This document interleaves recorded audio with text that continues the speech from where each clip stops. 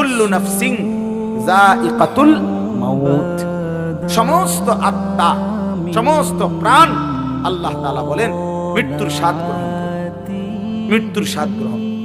কুল ইন্নাল মাউতাল্লাযী তাফিরুনা মিনহু ফাইন্নাহু মুলাকীকুম, আল্লাহ তাআলা বলেন হে নবী আপনি বলে দেন ও দুনিয়াবাসী, মৃত্যু থেকে তোমরা যেখানেই পলায়ন করো না কেন, মৃত্যু তোমাদের সাথে সেখানে গিয়েই নিজেই মোলাকাত করবে, সাক্ষাৎ করবে।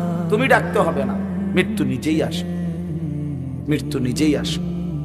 আইনামা তাকুনু ইউদরিকুমুল মাউতু ওয়ালাউ কুনতুম ফি বুরুজিন মুশাইয়াদা, আল্লাহ বলে তুমি যদি এমন একটা বিল্ডিং বানাও, ঘর বানাও, যে ঘরটা অনেক উঁচা, যে ঘরটার উপর দিয়া কেউ ভিতরে ঢুকতে পারবে না, যে ঘরটার মধ্যে একটা ছিদ্র নাই, একদম আটকানো, তো এরকম একটা ছিদ্রবিহীন সুউচ্চ ঘরও যদি তুমি বানিয়ে তার ভেতরেও তুমি আশ্রয় নাও, তো ইউদরিকুমুল মাউতু, মৃত্যু তোমার সেখানেই পৌঁছবে,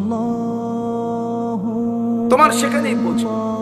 প্রিয় ভাই আমার, বন্ধু আমার, নওজোয়ান সাথীরা আমার, মৃত্যু এক অনিবার্য বাস্তবতা, চিরন্তন বাস্তব, এটা গ্রহণ করতেই হবে। হাসলেও মরতে হবে, কাঁদলেও, সুখেও মরতে হবে, দুঃখেও। রাজপ্রাসাদ আর অট্টালিকার মানুষটাও মরে যাবে, জীর্ণ কুটিরে যে লোক থাকে, হ্যাঁ, সেই লোকটাকেও মরতে হবে। জীবনে কোনোদিন দুঃখ দেখে নাই যে সেও মরে যাবে, জীবনে কোনোদিন সুখ দেখে নাই যে সেও মরে যাবে, সব মরে যাবে।